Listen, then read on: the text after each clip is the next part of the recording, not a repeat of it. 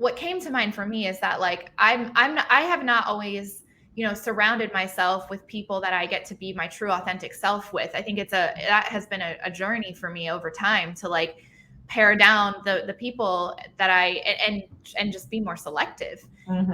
And I think that, but even then, looking back, I do feel like I've always been someone who wanted my friend groups to meet and become friends with each other, and like where I wanted my family to meet my friends, I've always wanted those kind of intersections. Like I almost prefer it that way. I like when people know each other in my life, who I'm close to, and it's always been like a comfortable thing for me to do that. However, I do know that there are friends that I have had and people that are in my life that I have been around who do not operate that way. Mm-hmm. And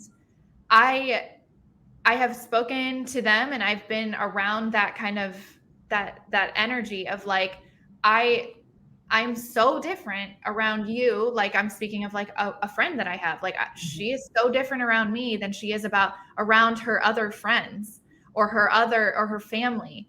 That like it was an effort. There was effort put in that I wouldn't meet those people Mm-hmm. truly. And like I knew that, I could sense it. I could sense that it wasn't comfortable or natural for her to like have these worlds intersect. And I think that that's more common than we realize. And I feel for her because I feel that it was It's she a was, I strength. don't know.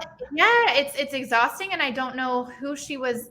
Well, it also like impacted our friendship because it made me always feel slightly that she wasn't really herself around me, because I'm like, how do I know that that's Yeah, her? which you That's is herself. which of the yous is you? Which of the use is you? And I'm very perceptive of these things. So Yeah. like I picked up on all of this over Mm-hmm. time, and I knew that, I just was never sure, like if and I felt for her because I'm like, that seems tiring to be so different around different people that you're almost worried that they'll even come in one place together, because it would just be so hard for you to navigate that, to go from like your different faces in one place. And I think, yeah, so that's I guess who we're talking to also, is if that's how, if you relate to that, first of all, it is normal. And I think a lot of It's like, times, I think it's more like we're finding out. Let's talk yeah, about finding out where are you on the spectrum of that, because again, yeah, it's yeah. normal to do it, but are you further on the extreme end of this than you may realize? And maybe you thought that the version you're doing is normal.